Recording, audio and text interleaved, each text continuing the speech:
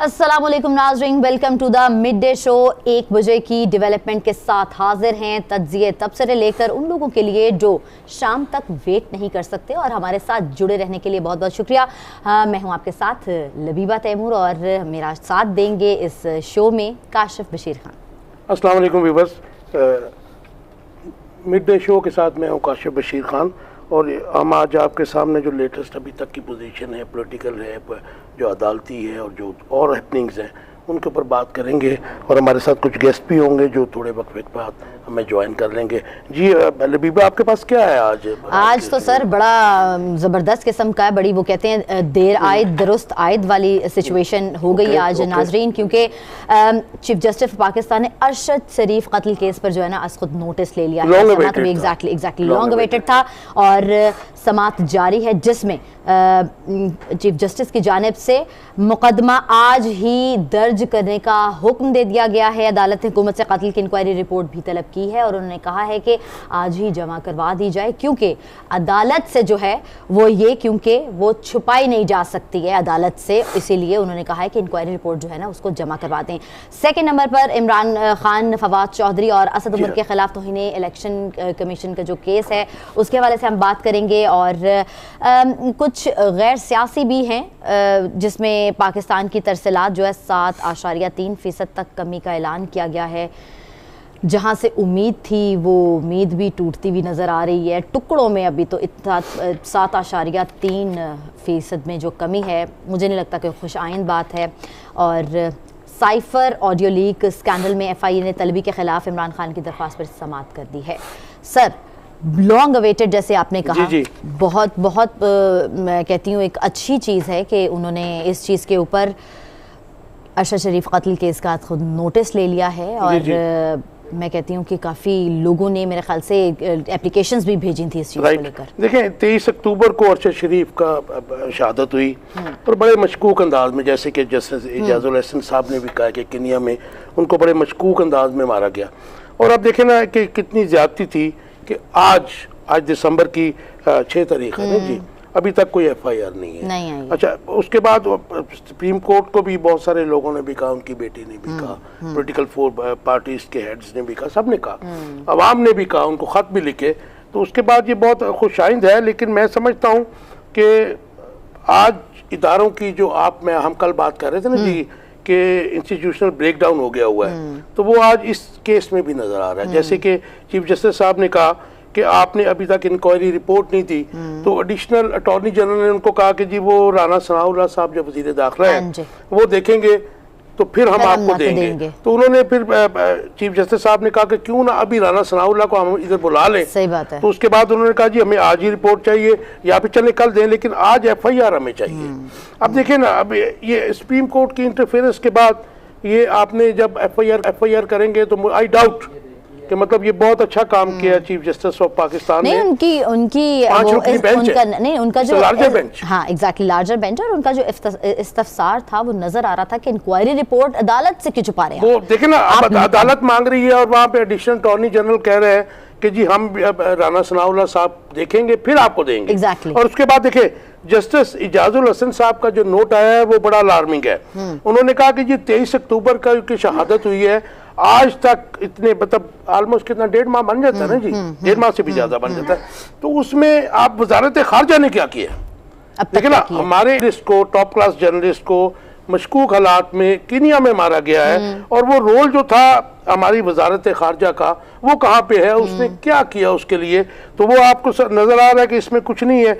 लेकिन अल्लाह करे कि ये जो है स्टेप जो लिया है और ये जो है आज खुद नोटिस लिया उन्होंने, और आज जिस तरह आज ही मुकदमा दर्ज करने की बात की और सब कुछ किया उसी तरीके से तेजी में, क्योंकि इससे आप देखें ना सहाफी कम्युनिटी जो है पूरे पाकिस्तान में बल्कि ऑल ओवर द वर्ल्ड वो सब इत्तरार था, शदीद तशवीश थी, गम गुस्सा भी था, क्योंकि सहाफियों के साथ जो कुछ पाकिस्तान में होता चला आ रहा है पिछले कुछ, मतलब मैं अब इस टेन्योर की बात नहीं करता, उससे पहले भी होता रहा है। तो उसमें हमारी जो है ना बड़ी लोगों के तशवीश तो थी और काम करना भी मुश्किल हुआ। आप सभी मैं वही बात कर रही हूँ काशिफ साहब, सभी जो है तजब्जुब का शिकार थे कि एक तो चलो कत्ल हो जाता है, उसके बाद फिर इतना वाली वायरस नहीं है, इतनी डिलेइंग टैक्टिक्स इस्तेमाल किए जा रहे हैं कि अभी तक उस पर FIR नहीं है, उसमें मुकदमे दर्ज नहीं किए जा रहे, और फिर by the end of time ऐसा लगता है कि इसमें से हक़ाइक़ छुपाने की कोशिश की जा रही थी अभी तक जो नजर आ रहा, क्योंकि अभी तक तो कुछ पिक्चर ही क्लियर नहीं है कि किसने भेजा, क्यों किया। किनिया के जो काम थे, पुलिस के काम थे, पहले कहते थे जी ये गलती से फायरिंग हुई है, उसके बाद वहां से रिपोर्ट यही आई थी, उसके बाद आया कि जी टारगेट किलिंग है और ये इनको मतलब चूज करके मारा गया है, मतलब प्लान करके मारा गया है। तो अभी तक जो है ना वो तस्वीर क्लियर नहीं है, फीकी है, क्लियर नहीं है, फीकी नहीं, बल्कि मतलब मैं कहता हूँ कि वो सस्पिशियस सी है तस्वीर अभी तक। तो ये अगर लेंगे तो इंशाल्लाह FIR होगी, फिर आगे देखें, प्रोसेस लंबा है, अल्लाह करे कि ये इसके तक पहुंच जाए। लेकिन ये कि जिस तरीके से जितनी फास्ट ट्रैक मुझे लग रहा है सुप्रीम कोर्ट ने ये कहा है उनको कि भाई चीफ जस्टिस ऑफ पाकिस्तान ने कहा है जब कि भाई इसको मुकदमा आज ही करें, इंक्वायरी रिपोर्ट भी जमा कराएं। लेकिन अभी एक प्रॉब्लम है ना हमारे सिस्टम की कि ट्रायल कोर्ट नहीं है जो आपको लगता है डिलेइंग होगा? नहीं होगा, लेकिन बहुत स्लो होगा। जैसे जैसे पाकिस्तान में किसी भी जुर्म पे, कत्ल पे टाइम गुजरता जाता है, उस पे उसकी फाइलों पे मट्टी पड़ती रहती है। माजी में भी ऐसा होता रहा है बहुत से केसेस में। तो रहनुमा पीपल्स पार्टी कमर जमान कायरा हमारे साथ मौजूद हैं। सर अस्सलाम वालेकुम। सर आपको आवाज आ रही है? जी आपकी आवाज बहुत मध्यम आ रही है। अच्छा, ठीक करने की कोशिश करते हैं। काशिफ साहब ओवर टू यू। जी वो ये मैं यही बात कर रहा था कि ये जाहिर है कि सुप्रीम कोर्ट ट्रायल कोर्ट नहीं है, कमर साहब से पूछ लेते हैं ना। जी कमर जमान कायरा साहब आवाज आ रही है अब आपको मेरी? जी काशिफ खान बोल रहा हूँ। कायरा साहब, चीफ जस्टिस ऑफ पाकिस्तान ने अरशद शरीफ कत्ल का अज़ खुद नोटिस भी ले लिया आज। क्या आपका टेक? मैं इसके ऊपर चाहूंगा जी। अच्छा इक़दाम है जी, चीफ जस्टिस साहब ने इस पे नोटिस लिया है। इससे पहले भी हमारी हुकूमत की तरफ से भी कहा गया था कि इसके ऊपर जो कमीशन बनाना चाहें, हमने तो कहा था सुप्रीम कोर्ट को कि आप एक फुल कोर्ट कमीशन बना दें और उस पर शरीफ साहब का कत्ल का केस भी आए और इमरान खान साहब पे हमले का केस, दोनों के ऊपर कमीशन बने और फुल कोर्ट बने। इससे बड़ा कमीशन तो कभी पाकिस्तान में बना नहीं। लेकिन कायरा साहब 5 रुकनी बेंच चाहिए भी जी, 5 रुकनी बेंच चाहिए भी, लार्जर बेंच है। आई एम सॉरी आपकी आवाज। मैंने कहा कायरा साहब ये भी 5 रुकनी बेंच है। मैं कह रहा हूँ जी बड़ी बात है। मैं तो ये कह रहा हूँ कि हमने तो ऑलरेडी चीफ जस्टिस साहब लिया है। अच्छा कल है जिससे कायरा साहब 23 अक्टूबर को शहीद किया जाता है अरशद शरीफ को किनिया में, और उसके बाद ये आप कैसे देखते हैं इसको? आपकी गवर्नमेंट भी है, मतलब आप उसका पार्ट भी हैं। अभी तक इंक्वायरी रिपोर्ट भी मुकम्मल होके नहीं गई है सुप्रीम कोर्ट के पास और मुकदमा भी दर्ज नहीं हुआ। देखिए गुजारिश से है कि शरीफ साहब का कत्ल हुआ केनिया में, उसकी यहाँ क्या FIR दर्ज होनी है, यही इंक्वायरी करने के बाद अदालत हुक्म देगी। यहाँ उसकी FIR दर्ज होगी, क्या तरीका होगा, वहां होने वाली इंक्वायरी में किस तरह पार्टिसिपेट कर सकेंगे, किस तरह उसको न्यूट्रल रख के उसके अंदर असल हकायक सामने देखेंगे। तो ये तो जुरिस्डिक्शन का इशू भी है। तो ये अदालती इशू इसलिए हमने जो सुप्रीम कोर्ट के फुल कमीशन की बात की थी वज़ीर आज़म साहब ने, वो भी इसलिए था। अब चीफ जस्टिस साहब ने इसको स्लो मोटो ले लिया है तो बड़ा अच्छा है, इस पे आ जाएगा, कोई डायरेक्शन आ जाएगी अकॉर्डिंगली आगे मूव करते हैं। और मकर था उसकी अच्छा मैं के सामने आ गई है। कायरा साहब आज जस्टिस इजाजुल हसन साहब ने मतलब जो अपनी बात की, उन्होंने कहा कि जी 23 अक्टूबर से अब तक वजारत खारजा ने इसके ऊपर कुछ नहीं किया, जो अफसोसनाक है। इसके ऊपर आपका टेक चाहूँगा क्योंकि चेयरमैन बिलावल जरदारी जो हैं वो इस वक्त हमारे वजीर खारजा हैं। मेरा ख्याल है जी जब अदालतें इस तरह के केसेस सुनती हैं ना तो जज साहिबान के साथ बड़े एहतराम से गुजारिश है कि वो अगर अपने कमेंट्स नहीं करें या अपने कमेंट्स रिजर्व रखें तो ज्यादा बेहतर होता है, क्योंकि इस तरह के कमेंट्स का अदालती प्रोसीजर के साथ तो ताल्लुक नहीं होता, मीडिया डिबेट से जरूर होती है। और इसके जवाब में जब हम जवाब देंगे फिर इसके ऊपर नए सवाल खड़े करेंगे तो कई दफा फिर अदालत के लिए बैकवर्ड शुरू हो जाती है। तो ये मुनासिब नहीं है। उसके लिए जज साहिबान को भी चाहिए कि इस तरह के कमेंट्स हैं उनसे एतराज करें। हाँ, जहाँ पे उनका कोई वर्जन डायरेक्शन है वो जरूर दें। कायरा साहब आपकी पार्टी की बड़ी रिच जो है वो उसकी हिस्ट्री है टुवर्ड्स रिस्टोरेशन ऑफ डेमोक्रेसी और स्ट्रगल है, मुजामत की सियासत के लिए आपकी बड़ी खिदमात है, मोहतरमा बेनज़ीर भुट्टो साहबा की भी, आप लोगों की भी। लेकिन मैं समझता हूँ कि आप कुछ थोड़ा सा हमारे व्यूवर्स को बताइए कि ये 23 अक्टूबर के बाद आपकी, स्पेशली मैं पीपल्स पार्टी की बात कर रहा हूँ, उसमें आप लोगों ने इसके लिए क्या किया? क्योंकि सहाफ़ियों के साथ तो जो सलूक हो रहा है आपको भी पता है, हमें भी पता है, बताने की ज़रूरत नहीं है, क्योंकि तो इसके ऊपर ये वजारत ख़ारजा की चले हम बात साइड पे कर देते हैं, लेकिन सिंध में भी कुछ ऐसा हुआ कि सहाफ़ियों के साथ बहुत ज़्यादती हुई, कुछ कत्ल भी हुए। तो हम एक्सपेक्ट करते हैं कि आपसे वो आपका टेक लेना मैं इसलिए चाह रहा हूँ कि मैं समझता हूँ कि पीपल्स पार्टी जो है पाकिस्तान की वाइट डेमोक्रेटिक पार्टी है। सिंध के स्पेशल तो मैं गुजारिश करूँगा, मैं सही करता हूँ, आप भी अगर उनसे रब्ता करेंगे तो अपडेट करेंगे सूरत हुई है क्या इन्वेस्टिगेशन है। मेरे पास उनका फर्स्ट हैंड नॉलेज नहीं, वो he is the appropriate person, आपसे तो मैं उन्हें गुजारिश कर लेता हूँ। दूसरा, पीपल्स पार्टी हमेशा आजादी सहाफत, आजादी इजहार की कायल है। जब इमरान खान साहब के दौर में आप सारे साफी ये फरमा रहे थे कि इतनी पाबंदी हम पे कभी मार्शल के अदवार में नहीं, जब साफियों को छोड़ के जाना पड़ा, जब पाकिस्तान के अंदर बहुत सारे साफियों को हाथ धोने पड़े, उस वक्त भी हम उनके साथ खड़े थे। यकीनन अपने मुल्क के अंदर सिर्फ एक साफी नहीं, यहाँ तो सियासत करने की मुश्किल है, यहाँ तो कारोबार करने की मुश्किल है, यहाँ तो इंसाफ करना भी मुश्किल है।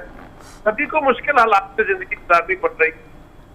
मैं किसी बात नहीं करता, हाँ टारगेटेड जो है उसके ऊपर हम सारे के ऊपर कंसर्न है, कोशिश है, लेकिन ये कहना कि कोई एक गवर्नमेंट आके चंद महीनों के अंदर वो सारे पिछले जो मामलात है ये कुछ कर पाएगी, शायद ये थोड़ा सा ओवर एम्बिशियस है। लेकिन बात आपकी दुरुस्त है, आपके आर्गूमेंट पर वजन आप मुतालबा गवर्नमेंट से करेंगे, गवर्नमेंट की लिमिटेशन क्या होगी? अच्छा काशिफ साहब, क्योंकि समाज जारी है ना, तो एक अपडेट आई है कि राना सनाउल्लाह को तलब किया गया है अरशद शरीफ के मामले पे ना अदालत की जानिब से। सुप्रीम कोर्ट ने तलब कर लिया है वज़ीर दाखिला राना सनाउल्लाह साहब को अरशद शरीफ केस में।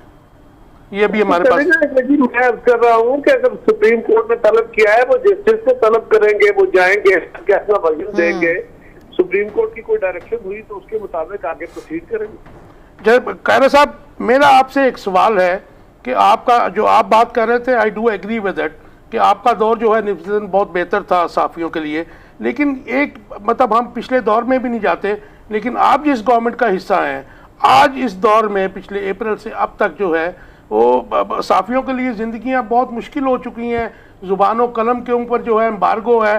तो आप जैसे आप क्योंकि पार्ट हैं इसका गवर्नमेंट का, तो हम आपसे एक्सपेक्ट करते हैं कि इसके लिए आप कुछ बहुत डेयरिंग किस्म के स्टेप्स लें। आल दो कि आप इत्तेहादी गवर्नमेंट का हिस्सा है, लेकिन फिर भी आपका रोल तो है इसमें।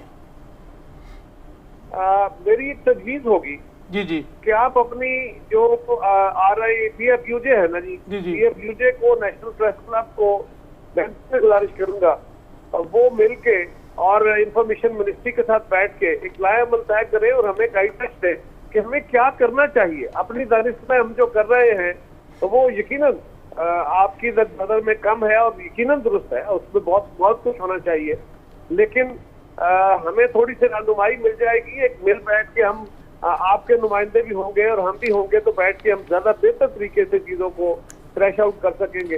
तो ये एक अच्छा रास्ता होगा। आप भी गुजारिश कीजिए, मैं भी करता हूँ, ताकि ये मीडिया डिबेट ना रहे, हम कंस्ट्रक्टिवली कोई काम भी कर सकें। Right, thank you very much.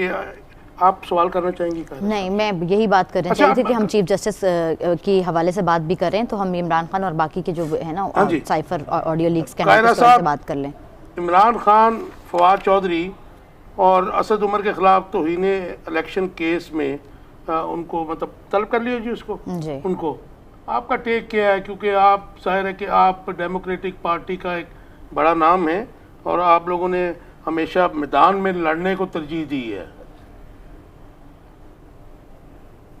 Hello, party है, हमारा काम है और हम हर तरह के डेमोक्रेटिक नाम को सपोर्ट करते हैं और उसकी प्रोटेक्शन की भी कोशिश करते हैं, लेकिन यहाँ सवाल ये है कि ये किसी फर्द की तरफ से या किसी सियासी इदारे की तरफ से ये इकदाम नहीं है, बल्कि अगर मेरा कोई कदम कानून के खिलाफ है तो कानून अपना एक रास्ता लेता है। अगर तो मेरी तरफ से यानी हुकूमत की तरफ से किसी इदारे की तरफ से कोई तादीबी कार्रवाई, कोई इंतकामी कार्रवाई है, इंतकामी कार्रवाई है तो बिल्कुल नहीं होनी चाहिए। आप फरमाइए, मैं भी इससे आपके साथ खड़ा होता हूँ। और अगर किसी ने कानून तोड़ा है और अदालत या फोरम उनको तलब करता है और कानून के मुताबिक तलब करता है, जी जी, तो फिर तो ये कानून का रास्ता है ना, इसमें हुकूमत कहाँ आ गई? मतलब मैं चाह रहा था कि आप इसके ऊपर अपना टेक देते कि सियासी मैदान में जो है मुकाबला तो उसके साथ। अच्छा, मैं एक और हमारे पास है, एक चीज याद रखिए, एक बड़ा वाजे है, सियासी मैदान में मुकाबला सियासी हथियारों से होना चाहिए, दूसरी कोई राय नहीं है। अगर तो आप ये कह रहे हैं कि ये हुकूमत की माँ पे हो रहा है तो बिल्कुल गलत हो रहा है। अगर आपका ख्याल ये है कि कोई इदारा हमारे कहने पे कर रहा है या इदारा मावराए कानून काम कर रहा है तो भी गलत हो रहा है। और अगर किसी ने कानून तोड़ा है, खा वो इमरान खान है, खा वो आसिफ जरदारी साहब है, खा वो मियां शहबाज शरीफ है, जो कोई भी है, तो क्या उसको कानून की नजर में आना नहीं चाहिए? ये तो खान साहब का अपना कुल्जा है, रूल ऑफ लॉ की बात करते हैं। होना चाहिए। अच्छा, कायरा साहब से ये भी जानना चाहेंगे कि हुकूमत और तहरीक इंसाफ के दरमियान जो गैर रस्मी राब्तों का आगाज़ हो गया है वो कहाँ तक पहुँचा और वो क्या सिलसिला है इसका? मेरी इत्तला के मुताबिक कोई इस तरह के गैर फॉर्मल मुज़ाकरात नहीं हुए। गुफ्तगू का एक रस्म रही। खान साहब को हम पहले दिन से कह रहे हैं कि शर्तें रख के बातें न करें, शराइत के साथ मुज़ाकरात नहीं होते, मुतालबात के साथ मुज़ाकरात होते हैं। आप अपनी शर्तों को मुतालबात का रंग दे लें। उन्होंने एक दिन उसी अपनी शर्तों को थोड़ा सा लफ्ज पेश करके बयान किया, सारे मुल्क के अंदर एक लहर आई कि वो खान साहब ने दावत दे दी, खान साहब ने एक्सेप्ट कर ली।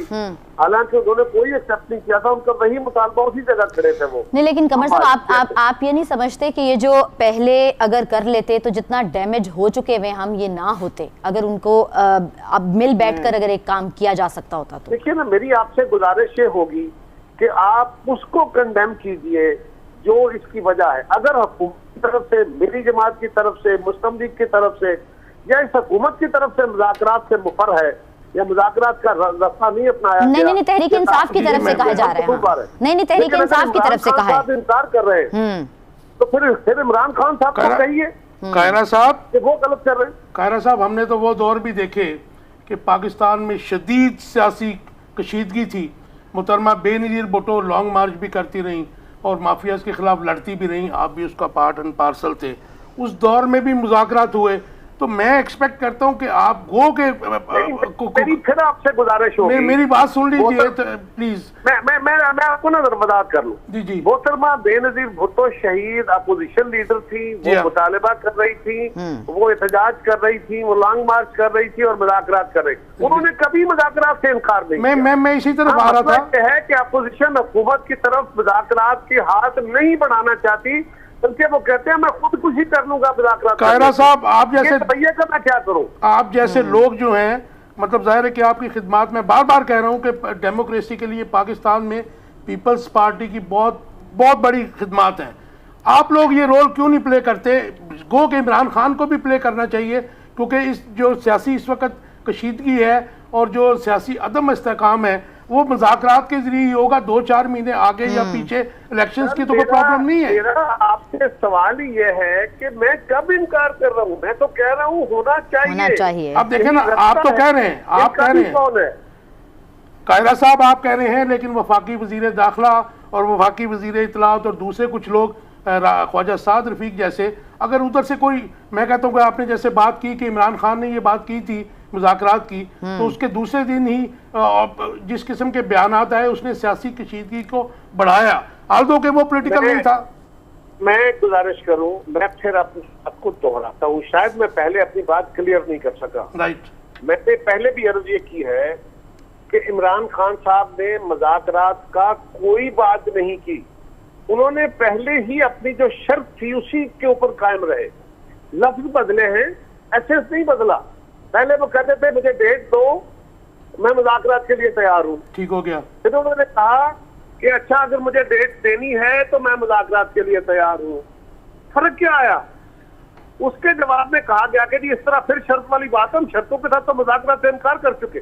क्योंकि मैं रही बात सनाउल्लाह साहब की, जी जी, मैं आपको दसियों उनके प्रोग्राम सुना सकता हूँ, उनकी स्टेटमेंट सुना सकता हूँ, आपके पास होंगी, जिसमें उन्होंने वाज़ेह तौर पे कहा है कि इमरान खान अपने मुतालबात लेके आए, शर्तें छोड़े, इलेक्शन 2 महीने पहले क्या 2 महीने बाद क्या फर्क पड़ता है? ये सनाउल्लाह की स्टेटमेंट है और दसियों है। कायरा साहब, ये तो उन्होंने ऑन रिकॉर्ड ये भी कहा था कि आप 2 असम्बलियां तोड़ दें, तो हम नेक्स्ट डे इलेक्शन अनाउंस कर देंगे।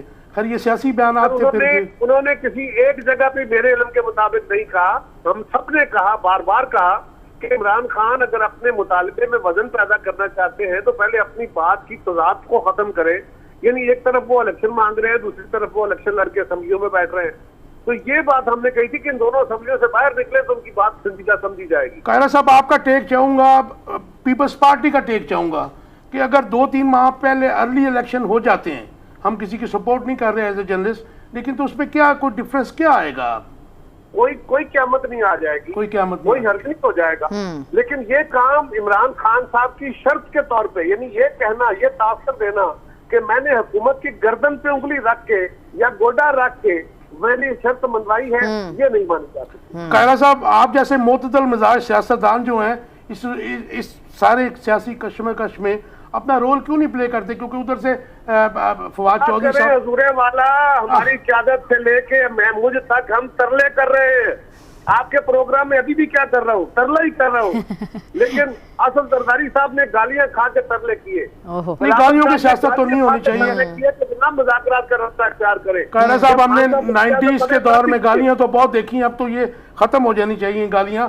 लेकिन मैं वाला हम गालियां खा के भी कहते हैं कि आगे बढ़ने का रास्ता बनाए, लेकिन खान साहब उसके जवाब में और जोर से गालियां देते हैं, इसके अलावा कुछ नहीं। अच्छा। आज मैं आपके प्रोग्राम में दावत देता हूँ, जाइए उन्हें कहिए मुतालबे करें कि शर्तें छोड़े, मुज़ाकरात कर लेते हैं। कोई आप रोल प्ले करेंगे अपना? मैं तब करूंगा आप मुझे हाँ करेंगे। नहीं मैं तो कोई स्टेक होल्डर नहीं हूँ। आप मुझे खान साहब से हाँ करा देना। नहीं वो मेरी हाँ कहाँ। अच्छा आप मुझे बताएं, आप मुझे क्या कह रहे हैं? मैं खान साहब के हाँ अपनी जमात से इजाजत लेके मैं खान साहब के पास चला जाता हूँ, वो कहते हैं जाओ चले जाओ, मैं तुमसे बात नहीं करना चाहता। क्या ये इंसल्ट कराऊं जाके? नहीं जारी बात है। हाँ नहीं जी, हम उनके जो कल के प्रोग्राम में हम उनके जो मेन लोग हैं उनमें से किसी को लेंगे। आपकी जो ऑफर है हम उनको बिल्कुल करेंगे कि आप ये पॉलिटिकल टर्माइल को खत्म करने के लिए बढ़ाएं आगे, क्योंकि पीपल्स पार्टी अगर सियासी टर्माइल है तो हुकूमत की बड़ी जिम्मेदारी है, तो क्या अपोजिशन की जिम्मेदारी नहीं है? बिल्कुल बनती है, बिल्कुल बनती है। कायरा साहब हमें एक ब्रेक पे जाना है, लेकिन आपसे एक सवाल आपके लिए छोड़ के जा रहा हूँ। आई होप कि आप हमारे साथ ही होंगे। आपके जो एक ब्रेक के बाद, हाँ यहाँ मिलते हैं ब्रेक के बाद, यहाँ short break. Welcome back to the mid day show. इससे कबल हमारी कमर जमान कायरा रहनुमा पीपल्स पार्टी से मुलाकात बात हो रही थी, हमारे साथ ही हैं। मैं चंद मिनट जो हैं वफाकी वज़ीर तरक्की एहसन इकबाल की वो आप लोगों से शेयर करते जाऊँ। उन्होंने चंद ही लम्हे पहले ये बात कही कि एक और मुस्बत यू टर्न ले लें, असम्बली में वापस आ जाएं। जहाँ इतने यू टर्न लिए हैं, एक और यू टर्न ले लें ताकि कुछ तो ठीक हो जाए सिलसिला। यू टर्न ना कहते वैसे कहते असेंबली में आ जाए। नहीं, यू टर्न का मतलब भी तो समझ आ जानी चाहिए ना। यू टर्न इमरान खान को असद उमर के इस ऐलान के रोश में सब्र करना चाहिए। उनके और भी मिनट्स हैं, लेकिन उनका बेसिकली ये था कि आप कम अज कम असेंबलियों में वापस आए। ओवर टू यू जी कायरा साहब,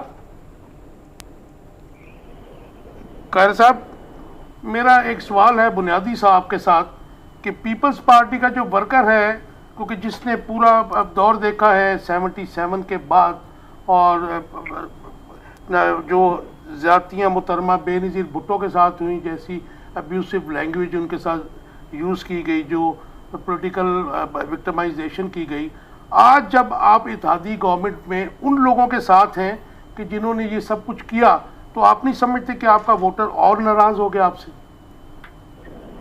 ये आर्गूमेंट करके नहीं पार्टी के कारकुन को जरा एजिटेट किया जाता है, लेकिन एक नहीं, मैं एजिटेट नहीं कर रहा, मैं तो आपसे ये सवाल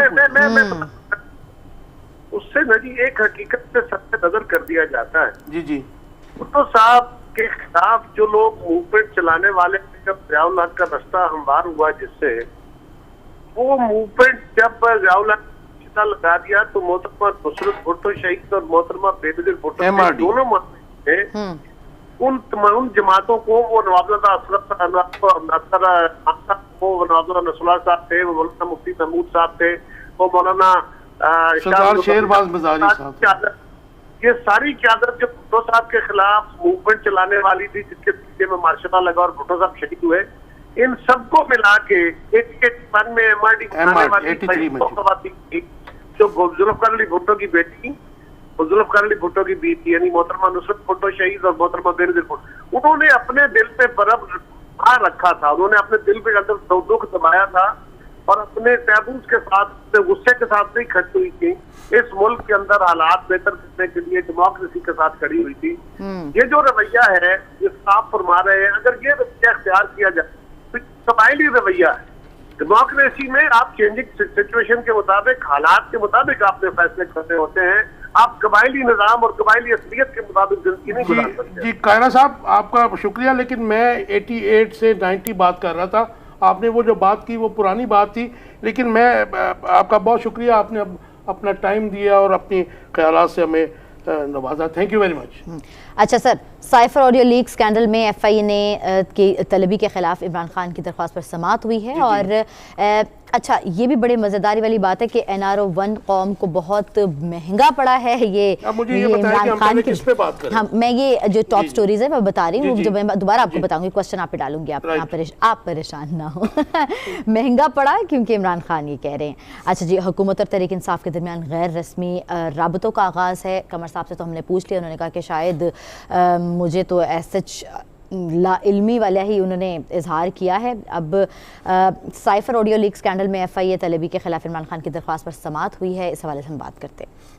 ये साइफर का ऑडियो लीक जो स्कैंडल है, अब देखें ना, ये अगर वो एफआईए बुला रही है तो बात वही आ जाती है बार बार कि क्रेडिबिलिटी ऑफ इंस्टीट्यूशंस। अच्छा, इमरान खान साहब को अगर इनके ऊपर या पीटीआई को एतराज़ है तो वो यही है कि ये फॉल करता है फेडरल गवर्नमेंट के अंडर, तो इसलिए वो जो है ना जी, उसके खिलाफ, उसके सामने पेश नहीं होना चाह रहे हैं या कोर्ट्स में जाना चाह रहे हैं या कोर्ट्स का सहारा लेना चाह रहे हैं। होना तो ये चाहिए कि आपको कोई भी इंस्टीट्यूशन बुलाता है, आपको जाना चाहिए जरूर, ठीक है जी। वो डोमेन जो है वो आज तक पाकिस्तान के इदारों की वो तयन तो है आइन में, लेकिन उसको हम वो नहीं कर सके, चैनलाइज नहीं कर सके हैं। ये सारे हुक्मरानों का कसूर है। तो मेरे ख्याल में ये अगर जाहिर है कि बुलाया गया उनको, तो उनको जाना चाहिए, उनके रिप्रेजेंटेटिव को जाना चाहिए। वो अगर उनकी टांग में प्रॉब्लम है, वो है भी बीमार है, तो उसके सामने उनको जाना चाहिए, जाके अपना बताना चाहिए। क्योंकि ये उसको साइबर जो ऑडियो है, ये तो ऑडियो और वीडियो का जो इस वक्त एक ट्रेंड पाकिस्तान में चला हुआ है पिछले कुछ महीनों से या सालों से, ये बड़ा खतरनाक बहुत खतरनाक है। ठीक है ना जी, आप मतलब आपकी प्राइवेसी तो कहीं है भी नहीं, आप कुछ बात ही नहीं कर सकते, पॉलिटिकल लाइफ तबाह कर दी। तो ये इसके ऊपर तो मेरे ख्याल में इसको भी हम यही कह सकते हैं कि सुप्रीम कोर्ट को इसके ऊपर भी वो मोटो लेना चाहिए। प्राइवेसी के ऊपर, प्राइवेसी के ऊपर ज़ाहिर है ह्यूमन राइट्स की वायलेशन भी है, आपकी हर जगह पर होती है। आपने मशवरे लेने होते हैं अपनी, मतलब कौम नहीं, मैं कह रही मुल्क के हवाले से आपने बहुत से ऐसे डिसीजंस लेने होते हैं जो आप, मिनिस्टर हाउस की प्राइवेसी एग्जैक्टली वो है, वो ब्रीच हो गई है, वो ब्रीच हुई, बहुत बुरी तरह ब्रीच हुई। मियां शहबाज शरीफ साहब की जो है वो ऑडियोज बाहर आई, एग्जैक्टली, और वो तो मेरे ख्याल में वो ठीक भी थी। वो इसका मतलब है कि बहुत हाई लेवल के ऊपर उसके ऊपर मतलब, तो ये ज्यादती और गलत बात है। वो इसलिए क्योंकि जाहिर सी बात है कि आपने बैठकर सर जोड़कर इस कौम के लिए, इस मुल्क के लिए कुछ ना कुछ तो फैसले करने होते हैं। मुंह से निकली हुई बात जरूरी नहीं होती कि आपने कह दी है तो वो पूरी भी कर दी जाए। फैसले मुल्क को कौम के लिए होते हैं जो आम आवाम या ब्यूरोक्रेसी या सियासतदानों के लिए नहीं होते हैं। तो वो आप डिफेंस के आपके मामलात हैं, फॉरेन पॉलिसी के मामलात हैं, बहुत सारे मामलात हैं आपके। सर सीनियर तज्ज़ियाकार हैं आमिर खाकवानी साहब, उन्होंने हमें ज्वाइन किया है। सर अस्सलाम वालेकुम। जी वालेकुम सलाम।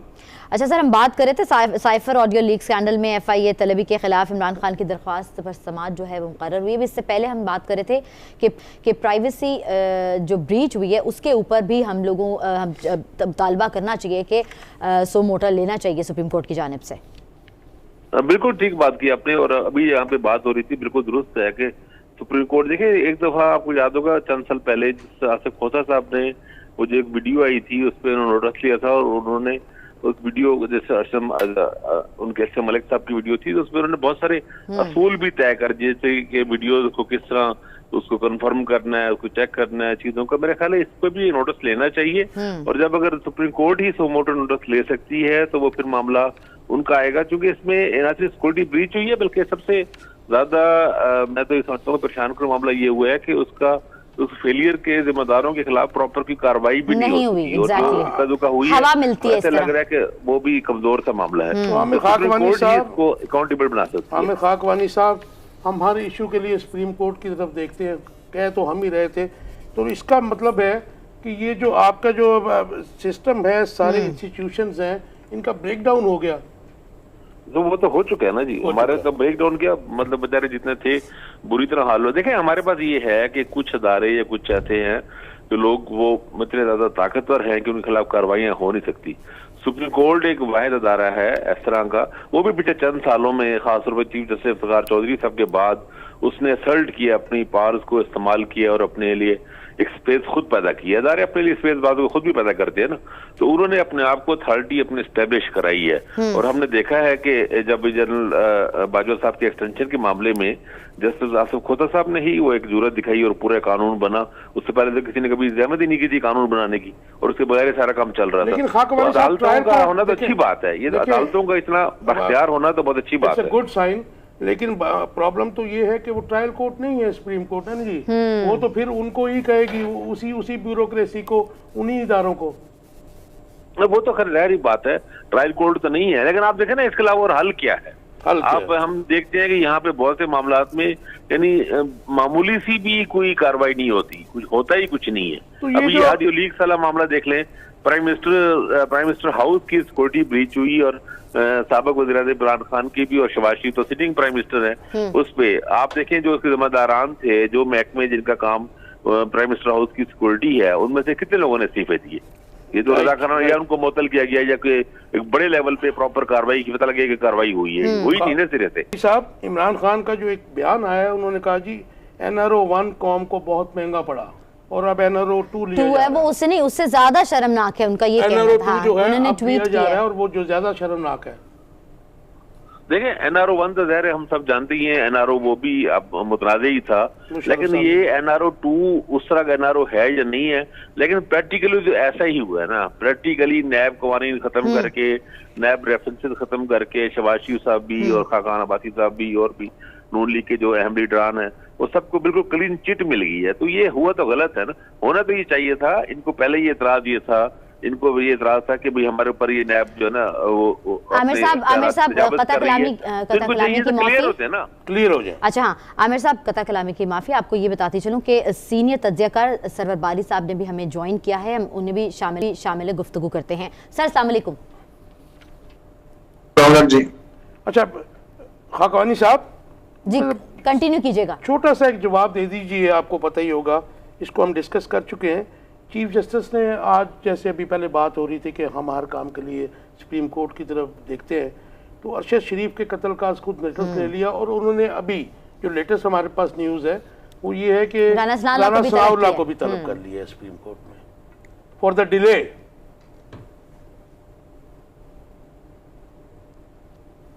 जी आप सुन पा रहे हैं मुझे खाकवानी साहब? हाँ जी। ठीक हुआ है, तो ये एक अच्छी बात है कि चीफ जस्टिस ने किया है और उसमें अल्लाह करे कुछ चीजें सामने आए और उससे आगे बढ़े। ये बहुत ही एक यानी हमारे अदारे, हमारे जो महकमे सारे हैं वो उस पर बिहेव करने में, प्रॉपर बिहेव करने में नाकाम रहे थे। तो सुप्रीम कोर्ट ये भी होता है कि बाकी अदारों की नाकामी और कमजोरियों का थोड़ा भरम भी रख लेती है। अगर सुप्रीम कोर्ट की वजह से हेल्प मिल जाती है सिस्टम को, समझते हैं कि नाकाम हुए अच्छी बात या छुपाया गया इस सारे मामले को? देखिए अब चूंकि सुप्रीम कोर्ट ने ले लिया मामला तो उसको आना चाहिए, लेकिन बादियों नजर में तो ये छुपाया गया है, इसको एक्टिव रोल नहीं किया गया। और हकायक देखे पहले पोस्टमार्टम रिपोर्ट इतने दिन तक छुपाई रखी गई है ताकि फिर बाद में। अच्छा आमिर साहब, वो अदालत की जानिब से ये भी कहा गया कि इंक्वायरी रिपोर्ट आप लोगों ने हमें दिखानी है क्योंकि अदालत से कुछ छुपाया नहीं जा सकता, तो यानी कि वाज़ेह कर दिया उन्होंने।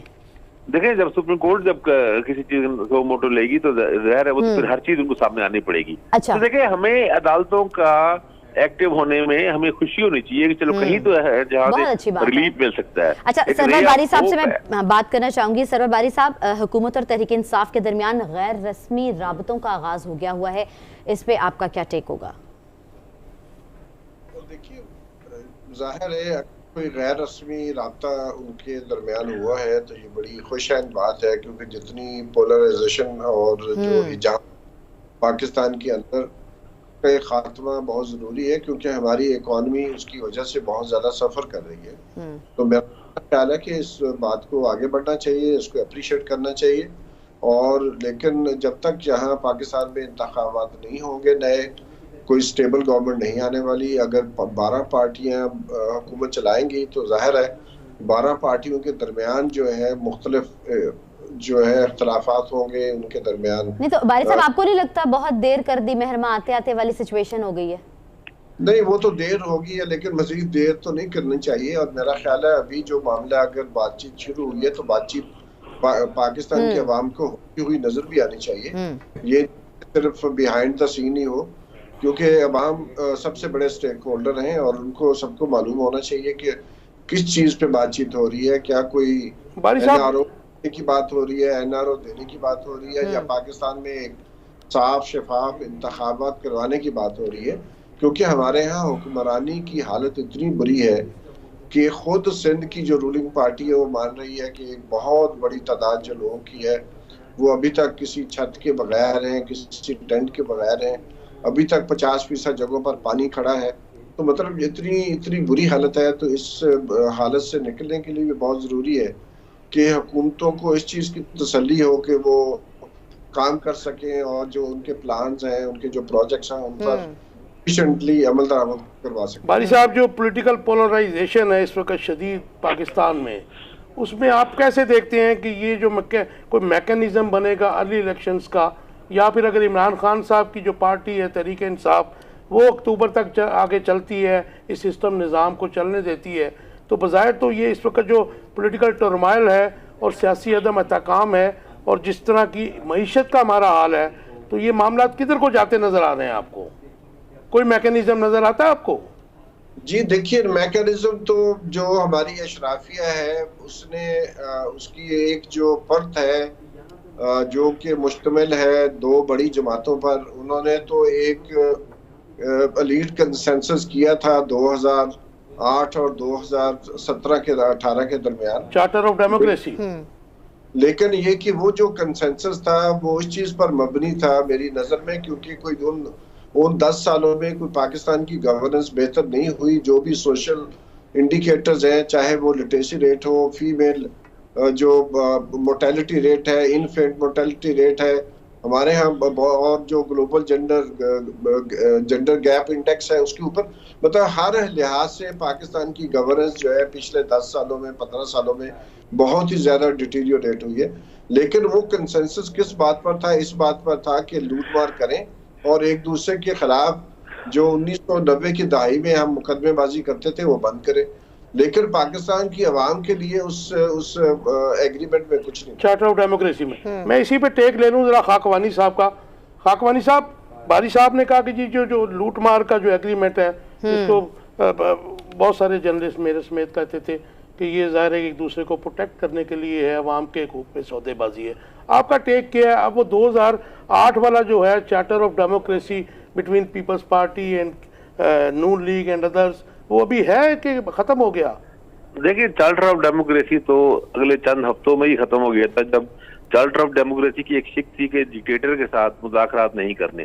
और जैसे ही बीबी ने, मोहतरमा बेनज़ीर भुट्टो साहबा ने चार्टर ऑफ डेमोक्रेसी पे साइन किए, अगले चंद हफ्तों के दौरान उन्होंने जनरल प्राइम मिनिस्टर से मुलाकात की और सारी नेगोशिएशन की, जिसके नतीजे में NRO हुआ। उसके बाद चार्टर ऑफ डेमोक्रेसी तो वैसे ही खत्म, उस वक्त ही उसकी वजह तो खत्म हो गई। मैं एक बात कहना चाह रहा हूँ कि आपने जो पूछा ना कि इनसे मुज़ाकरात के हवाले से इमरान खान की और जो उनकी बात हुई, मेरा ख्याल है, देखें मेरा ख्याल है कि 2 चीजें। एक तो ये है कि मुज़ाकरात में अमल जब शुरू होगा तो PTI के मुकाबले में PDM के लोग बहुत एक्सपीरियंस्ड है इन चीजों में, इसमें इनको PTI को मिलना कुछ नहीं है। और दूसरी बात है, मुज़ाकरात में लेवरेज इमरान खान खो बैठे हैं। अगर ये लॉन्ग मार्च से पहले होता तो इनके पास एक थ्रेड था कि मैं लॉन्ग मार्च करूंगा और पब्लिक लेके इकट्ठी करूंगा, इस्लामाबाद प्रेशराइज करूंगा। अब वो खत्म कर चुके हैं, इनके बाद दोबारा होने का वो चांस ही नहीं है। तो वो जो लेवरेज खो बैठे हैं, अब इनका पास एक ही हथियार है कि 2 सूबाई असम्बलियों को इलेक्शन कराने का। तो मेरा ख्याल है PDM वाले ज़हनी तौर पर तैयार है कि 2 इलेक्शन होते हैं तो हो जाने दें। वो जल्दी इलेक्शन बिल्कुल नहीं करेंगे, क्योंकि ये विन लूज और लूज विन पोजीशन है कि इसमें जल्दी इलेक्शन में PTI विन है और PDM लूजर है। नहीं तो अगर 2 असम्बलियों के भी, खाकवानी साहब sorry to cut you short, अगर 2 असम्बलियों के इलेक्शन भी करा जाए, उनका रिजल्ट आप क्या देख रहे हैं? जो मौजूदा पॉलिटिकल सिचुएशन है इस वक्त पाकिस्तान में, वोटर्स के ट्रेंड की बात कर रहा हूँ मैं। देखें, अगर इस वक्त तो मुझे ये लग रहा है कि पंजाब असम्बली में इनको PTI को सिंपल मेजॉरिटी मिल जाएगी, 2/3 नहीं होगी, सिंपल मेजॉरिटी हासिल हो जाएगी। और KP में सिंपल मेजॉरिटी से बेहतर पोजीशन आ जाएगी, मे बी 1/2 डिग्री पे ले जाए। So there will be no change. Bari साहब, आप आपका मैं बारिश साहब मतलब से ये भी पूछना चाह रही थी। अच्छा बारिश साहब, मैं आपसे ये भी पूछना बारिश साहब से, बारिश साहब अगर अब खाकवानी साहब कह रहे हैं कि लिवरेज खो चुके हैं, तो ये कोई हरफ आखिरी हदीस तो नहीं होगी? क्या पता बैक दोबारा ये अगर जा सकें या बैठ सकें तो कोई हल निकल सके। देखिए, पहली बात तो ये है कि जो लॉन्ग मार्च के बाद जो धरना तो उन्होंने दिया नहीं, वापस चले गए, लेकिन खान साहब ने कहा कि हम असेंबलियां डिसॉल्व कर देंगे।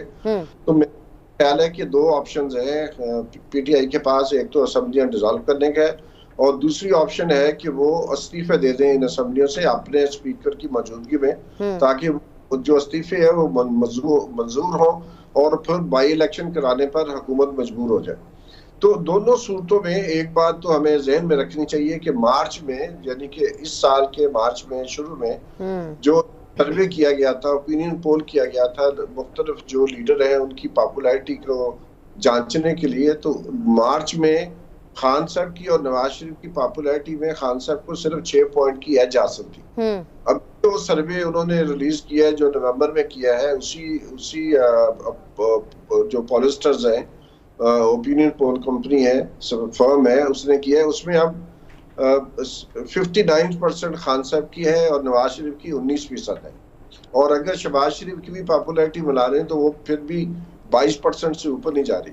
तो और इसी तरह जो बाई इलेक्शन पंजाब में शहबाज शरीफ की पॉपुलैरिटी 4% है, तो वहां पर भी हम देखते हैं कि ये जो ओपिनियन पोल के रिजल्ट्स हैं और जो बाई इलेक्शंस के रिजल्ट्स हैं वो तकरीबन मिलते जुलते हैं। और हमने भी सर्वे किया था और उसमें भी 50% से ज्यादा लोगों ने जो है वो पीटीआई को ऑप्ट किया था ये बाई इलेक्शंस के इर्द गिर्द। तो एक चीज वाज़ेह है जिसकी वजह से गवर्नमेंट जो है इस वक्त वो इलेक्शन करवाने से डर रही है, और वो वजह सिर्फ एक ही है मेरी नजर में। अगर वही नतायज को हम मद्देनजर रखते हुए देखें कि खान साहब को उतनी तादाद में वोट पड़ेंगे, तो 2/3 मेजॉरिटी भी ज्यादा वोट पड़ने का इम्कान है पीटीआई को। जी जी साहब, आपकी एक्सपर्ट ओपिनियन का बहुत शुक्रिया। आमिर खाकवानी साहब भी हमारे साथ थे। यहाँ वक्त हुआ एक ब्रेक का, कहीं मत जाइएगा, हमसे जुड़े रहिएगा। Welcome back to the mid day show. हम बात करते चलें हर डेवलपमेंट और अपडेट्स की, और क्रिकेट की बात ना करें इम्पॉसिबल है। तो जनाब आपको बताते चलें कि इंग्लैंड ने पाकिस्तान को पहले टेस्ट में 74 रन से शिकस्त दी है और जाके जा रहे हैं ये। हाँ एग्जैक्टली, बड़ा वो पॉइंट पे झाड़े हैं। और बच्चा सबसे मज़े की बात यह है कि यहाँ तब एक समझ लें कि क्रिकेट की बहाली का जो सिलसिला है वो शुरू हो गया है। वो बड़ी खुशाइंद बात है। एग्जैक्टली। अच्छा, वज़ीर आज़म शहबाज शरीफ का पाकिस्तान और इंग्लैंड क्रिकेट टीमों के एजाज में इशाया दिया गया है उनकी जानिब से। सर आपको क्या लगता है कि आगे आने वाले वक्तों में अच्छे हालात नजर आएंगे? जी इंशाल्लाह। जाहिर है कि पाकिस्तान में अगर ये एक्टिविटी शुरू हुई है 17-18 साल के बाद, तो ये इट्स अ गुड ओमन। और हमारे तो आपको पता है कि लोग क्रेजी हैं। नाज़रीन हमारे साथ स्पोर्ट्स एनालिस्ट हैं अहमद कुरैशी, मजीद उन्हीं से जानते हैं। Ahmad, welcome to our show. आप कैसा देखते हैं कि एक तो स्टार्ट हुआ ऑब्वियसली क्रिकेट और सीरीज़ भी हुई, लेकिन आपको एक बड़ी खुशाइंद बात लगती है कि क्रिकेट की यहाँ बहाली हो गई, और जिस तरह से स्टक हुई थी क्रिकेट पाकिस्तान में, लोग आने से ज़रा थोड़ा घबराते थे, अब वो सिलसिला दोबारा जो है शुरू हो गया। जी बिल्कुल मोहतरमा, मेरे ख्याल में बहुत खुशाइंद बात है। और इंग्लैंड की टीम की अगर हम खास तौर पे बात करें तो इस वक्त किसी भी फॉर्मेट में आप देख लें इंग्लैंड की टीम नंबर 1 है। और उनकी परफॉर्मेंसेस ने, रिसेंट परफॉर्मेंसेस ने वो प्रूव किया है, चाहे T20 वर्ल्ड कप हो या ODI का वर्ल्ड कप हो 2019 का, या टेस्ट क्रिकेट में रिसेंट परफॉर्मेंसेस हों। और टॉप टीम का पाकिस्तान में आना आई थिंक काफी ज्यादा हेल्प आउट करेगा, बल्कि ऑलरेडी कर चुका है पाकिस्तान में क्रिकेट के रिवाइवल को। जी कुरैशी साहब, आप क्या समझते हैं कि इस किस्म के डेड ट्रैक बनाकर पाकिस्तान की जो क्रिकेट है उसको तबाह नहीं किया जा रहा जिस किस्म का ट्रैक इस टेस्ट मैच में था? देखें, बात यह है कि किसी भी दुनिया के किसी भी क्रिकेट बोर्ड में कोई भी चेयरमैन जो है वो लेक्चर बाजी नहीं झाड़ता क्रिएटर्स को कि आपने पिच ऐसे बनानी है और ऐसे बनानी है। बहुत ज्यादा अनफॉर्चुनेट है। दोनों टीमों के दरमियान डिफरेंस भी यही था कि उनकी एक एग्रेसिव अप्रोच थी। एग्रेसिव अप्रोच से मुराद ये नहीं है कि छक्के चौके वाली क्रिकेट हो। एग्रेसिव अप्रोच से मुराद ये है कि जो फियर ऑफ फेलियर है उसको आप ना लेके आए कि हम हार जाएंगे। हमारी साइड पे फियर ऑफ फेलियर था और उनकी साइड पे एक कॉन्फिडेंस था कि वो जीतेंगे। और ट्रैक की जो आपने बात की है, बिल्कुल इस तरह के अगर ट्रैक्स रहेंगे तो मेरे ख्याल में टेस्ट क्रिकेट जो है वो उसके लिए शायकीन भी मायूस होंगे। नहीं, शायकीन मायूस होंगे। Thank you so much. Thank you very much. Cricket analyst हमारे साथ मौजूद थे। अब तक की सारी अपडेट्स के जो 1 बजे तक हुई हैं उनके तज्जिए तबसरे आपके साथ हमने आपसे शेयर किए। आप हमारे साथ जुड़े रहिएगा क्योंकि कल भी हम इंशाल्लाह हाजिर होंगे। अपना बहुत ख्याल रखिएगा, दुआओं में शामिल रखिएगा। अल्लाह हाफ़िज़। Thank you very much.